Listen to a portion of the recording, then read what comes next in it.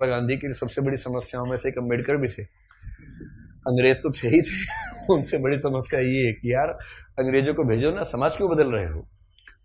और अम्बेडकर साफ साफ कह रहे थे कि अगर मुझे अपने हित और देश के हित में चुनना हो तो देश का हित नंबर 1 पे है, पर यदि मुझे दलितों के हित और देश के हित में चुनना हो तो मैं दलितों के हित को प्राथमिकता पे रखूंगा।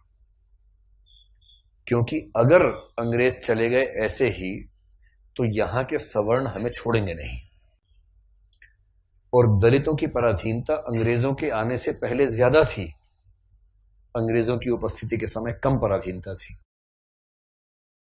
आपको गुस्सा तो आता होगा अम्बेडकर पे कई बार, क्या ये कैसा आदमी था, है ना, लेकिन आप तर्क सुनेंगे तो दंग रह जाएंगे, तर्क अच्छे हैं। और मजे की बात है कि भारत की संविधान सभा में अंबेडकर जितनी पढ़ाई पूरी संविधान सभा में एक भी मेंबर ने नहीं कर रखी थी। केवल एक BN राव थे जो एडवाइजर थे, उनके पास ठीक ठाक पढ़ाई थी, उन्हें छोड़ दें, बाकी सब मिट्टी के मतलब पेंदे टाइप के थे, प्यादे थे उनके सामने। पढ़ाई लिखाई का जो लेवल अम्बेडकर साहब का है वो किसी का नहीं है। तो कुछ लोग, मैंने देखा कि सवर्ण मानसिकता के कुछ लोग अम्बेडकर को देशद्रोही घोषित करना चाहते हैं इन्हीं कथनों से कि दलित प्रश्न और देश के प्रश्न में दलितों को प्राथमिकता दूंगा तो बुरा मान जाते हैं।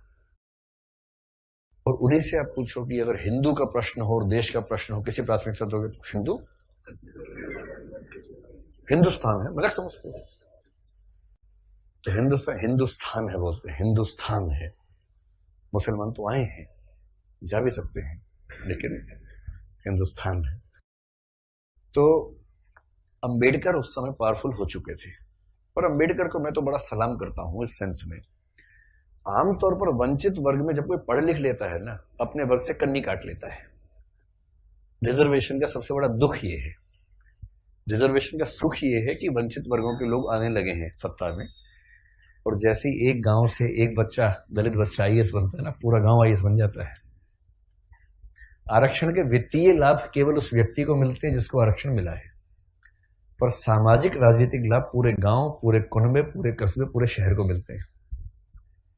कि हमारे गांव का चंदू IAS बना है, और चंदू वर्ग में मान लीजिए SC ST में आता है, उस दलित जाति के, उस गांव के और आसपास के 100 गांव के सब व्यक्तियों के पास कॉन्फिडेंस आ जाता है। कुछ बिगड़ा, चंदू को फोन लगा दिया, चंदू बिटवा देखिए जरा। अब पुलिस वाले ने रोका, लाइसेंस के लिए, रुको बात करवाते हैं, ऐसे करके कह रहे किसको फोन करो? चंदू को फोन करो। छोड़ दो कोई बात नहीं, आप जाओ, आप गाड़ी कैसे भी ले जाओ, सिर के ऊपर रख के ले जाओ, कोई बात नहीं, हम कुछ नहीं बोलेंगे। कॉन्फिडेंस लेवल बढ़ जाता है। एक रिजर्वेशन का फायदा ये होता है, आर्थिक फायदा नहीं होता। रिजर्वेशन आर्थिक मामला नहीं है, वो सामाजिक राजनीतिक समतलीकरण का मामला है, उसमें उसको देखना है। और अम्बेडकर ने, आजकल क्या होता है कि जो बच्चा IAS बनता है सबसे पहले कोशिश करता है कि उसकी जाति किसी को पता ना लगे कि वो रिजर्वेशन में है।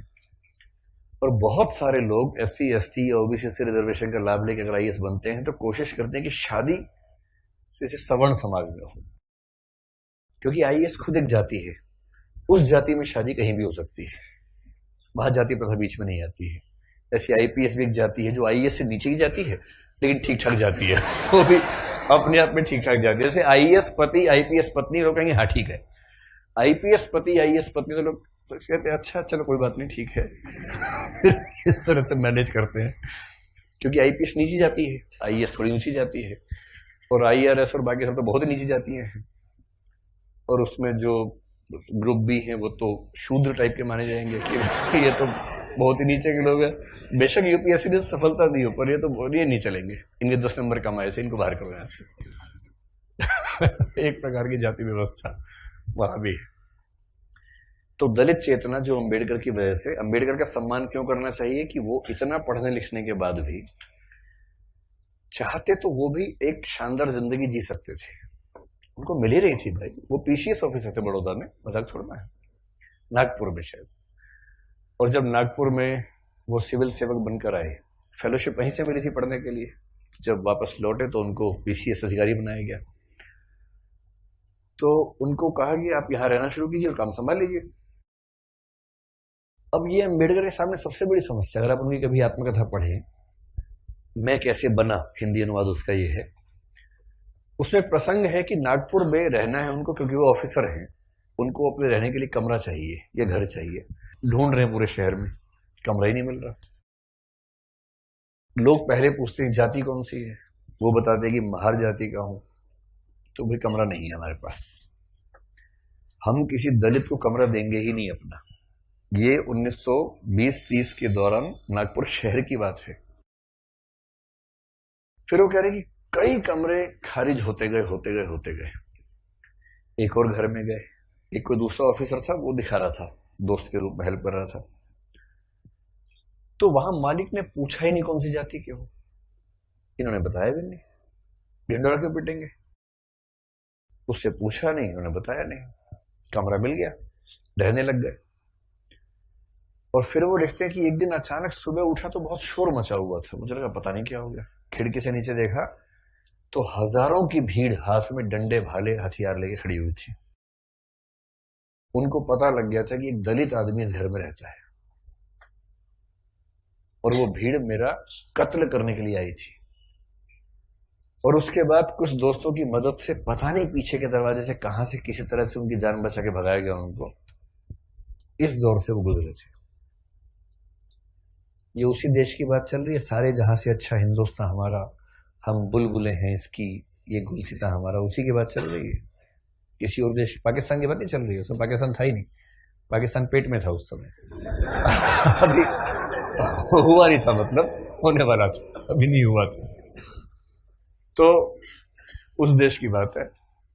और जब वो स्कूल में पढ़ते थे तो स्कूल में पढ़ते इसलिए थे कि उनके पिता सरकारी नौकरी में थे, तो थोड़ा सा ठीक स्थितियां थी उनकी, इसलिए स्कूल में एडमिशन मिल गया। पूरे स्कूल में एक दलित बच्चा था बस, BR अम्बेडकर, बस, बाकी सब सवर्ण बच्चे थे। अब दलित बच्चा कैसे हैंडल करे, वो पानी पीने जाएगा, पानी को छू देगा, पानी पवित्र हो जाता है, उसमें हीलियम आ जाता है हाइड्रोजन की जगह। उसके बाद जैसे दलित बच्चा छूएगा हाइड्रोजन के गुण बदल जाएंगे उस पर। तो एक व्यवस्था थी कि भाई पानी पीने की एक जगह थी सबके लिए, एक अलग से मटका था अम्बेडकर के लिए, अलग से रखते थे दूर, उनको वही पीना है और मटके को हाथ नहीं लगाना है। अब कभी कभी क्या हुआ, कई बार ऐसा हुआ कि जो आदमी पानी की व्यवस्था करने के लिए तैनात था वो छुट्टी पर चला गया, एक दिन 2 दिन आया ही नहीं। अब इसको प्यास लग रही है, बाकी बच्चों के पास पानी पीने को, इसको पानी पीने को नहीं है। कई ऐसे दिन गुजारे स्कूल में जब उनको पीने को पानी मिलता ही नहीं था। चेतना ऐसे बनती है, ये सब झेलने के बाद बनती है। इससे जब आप हरिजन गाथा कविता पढ़ेंगे तब समझ में आएगा कि वो किस दौर से, किस स्थिति से गुजर के वो विचार बनते हैं। और अभी एक अदम गौंडवी की कविता है, वो भी हरिजन के गांव जैसा कुछ नाम है, उसको भी पढ़ेंगे, हम जिक्र करेंगे आगे चलकर, तब समझ में आएगा। ये सब मैं इसलिए कह रहा हूं कि इतिहास के नेताओं को सीधे खारिज करना बहुत आसान होता है। जब आप उनकी स्थितियों को समझेंगे, उनके विचार कैसे बने समझेंगे, तब उनका महत्व समझ में आता है। अंबेडकर का बड़प्पन यह है कि बहुत अच्छी स्थितियों में जाने के बाद, इंग्लैंड में, अमेरिका में पढ़ने के बाद, वहां भी टॉप करने के बाद, वो चाहते तो वहीं किसी विश्वविद्यालय में प्रोफेसर बन सकते थे और धूमधाम से जिंदगी गुजार सकते थे, पर उन्होंने चुना संघर्ष का रास्ता। लौट के आए, संघर्ष किया और अपने साथ साथ अपने पूरे समुदाय की मुक्ति का रास्ता चुना।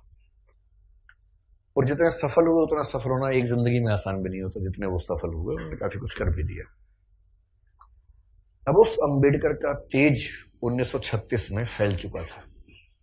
महात्मा गांधी बहुत दुखी है। महात्मा गांधी घोर वर्ण व्यवस्था के समर्थक आदमी थे, इतने पक्के रूढ़िवादी थे इस मामले में। मतलब महात्मा गांधी के प्रति मेरा सम्मान उतना ही जितना अंबेडकर के प्रति है, पर इस मामले में वो बहुत ही दकियानूसी किस्म के व्यक्ति थे। अपनी एक किताब हिंदू धर्म में लिखा है उन्होंने कि वर्ण व्यवस्था उतनी ही नैसर्गिक और प्राकृतिक व्यवस्था है जितना न्यूटन का गुरुत्वाकर्षण का नियम। ये महात्मा गांधी का वाक्य है, किसी और का वाक्य नहीं है। इसलिए उनके पेट में खलबली मची हुई थी कि अंबेडकर बीच में कैसे आ गया। अंत में अम्बेडकर बोले, महात्मा जी हमने बहुत ट्राई कर लिया कि हिंदू धर्म में रह के चीजें ठीक कर लें, हो नहीं पा रही, हम हिंदू धर्म छोड़ रहे हैं। अब महात्मा गांधी परेशान, उनके लिए भारत से ज्यादा महत्वपूर्ण हिंदू धर्म है महात्मा गांधी के लिए, गीता वो सब, उनका तो वैष्णव परंपरा वो सब विचार ज्यादा थे।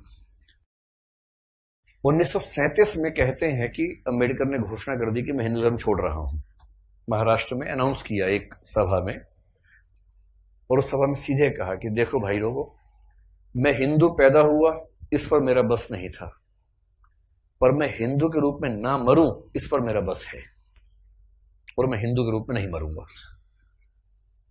उस समय खलबली मची कि वो हिंदू धर्म छोड़ रहे हैं, शायद सिख धर्म अपनाने की बात उस समय थी उनके दिमाग में। और महात्मा गांधी ने बहुत समझाया कि देखो अम्बेडकर, नहीं ना, ऐसे नहीं करते। महात्मा जी का मार्ग एकदम अलग है। अम्बेडकर कह रहे हैं कि अगर मैं इस घर में पैदा हो गया तो मैं क्यों जिंदगी भर सफाई का काम करूं।